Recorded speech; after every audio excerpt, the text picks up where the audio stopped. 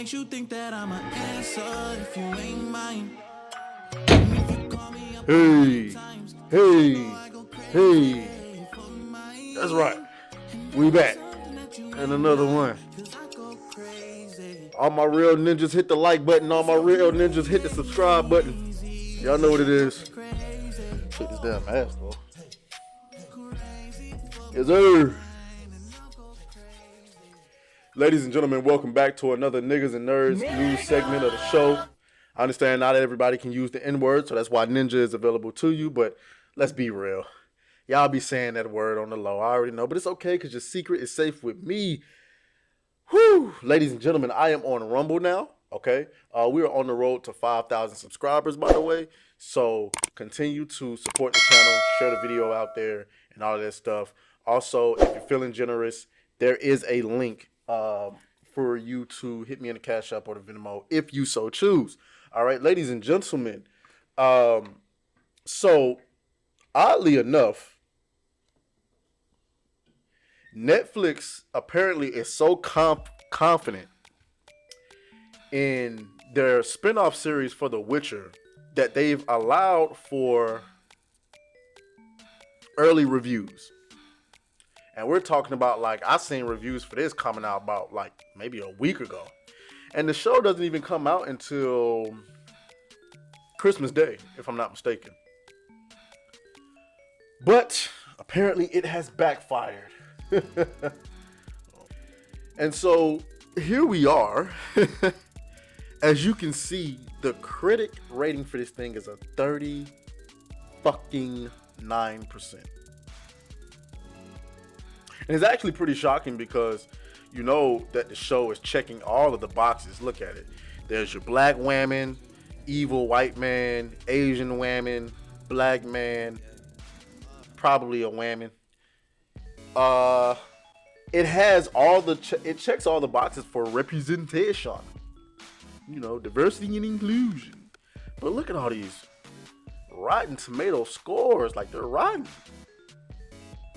Despite its narrative swiftness and impactful action for lending her influence, Blood Origin is just a time waster.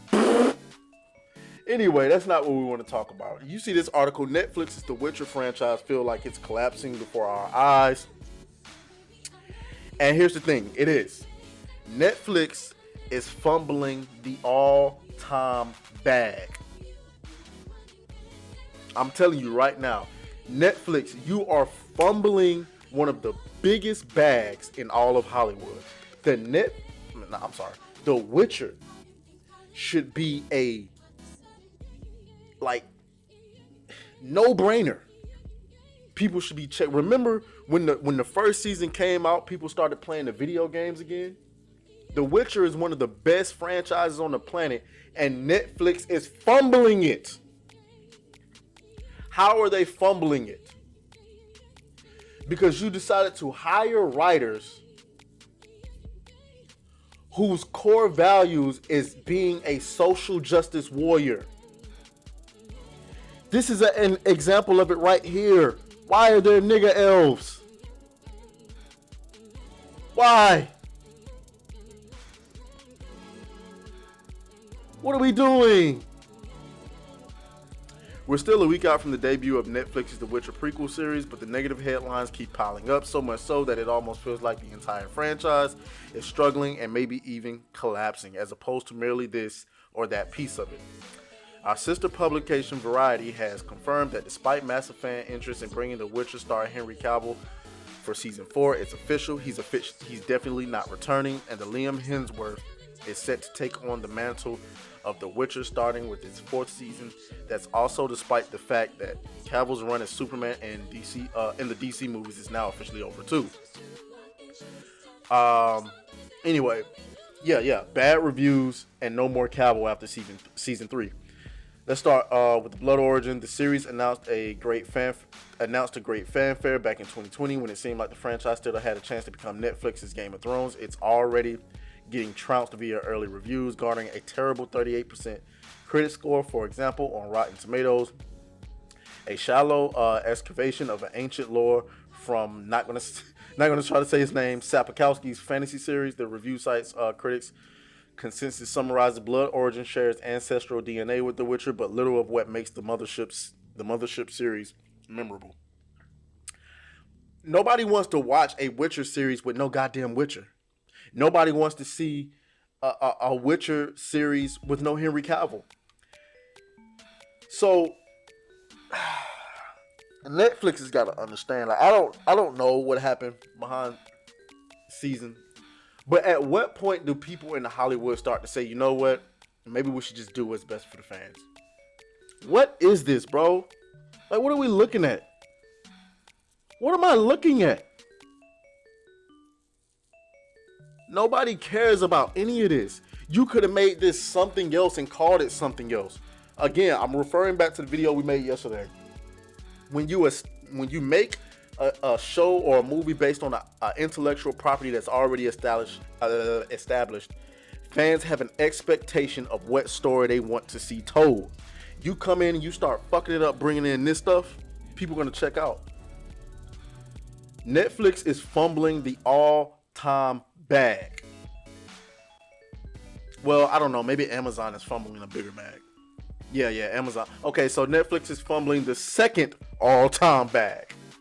Because The Witcher is supposed to be a powerhouse. But instead, it's been diminished to this nonsense.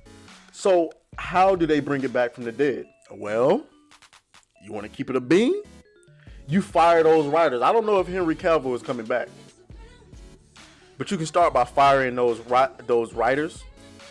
Delaying season 3. Well, no. Season 3 is already done. So come out with season 3. Delay season 4. Try your best to get Henry Cavill back. And that's the best I can tell you. But really, in my opinion, you should just cancel it. Because the way this is going, I can already tell that season 3 is going to be a nightmare. Because I can tell that Henry Cavill wasn't happy with it. So that means it's probably going to be less about Geralt of Rivia and more about the girls. So I don't know. Y'all let me know what y'all think down in the comments.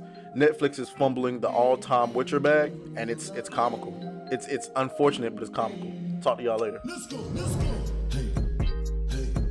Beat that thing down like you started attention, my baby. You had some plans with your man, just tell him to cancel, my baby. Slide to the crib, look like Dracula's mansion, my baby.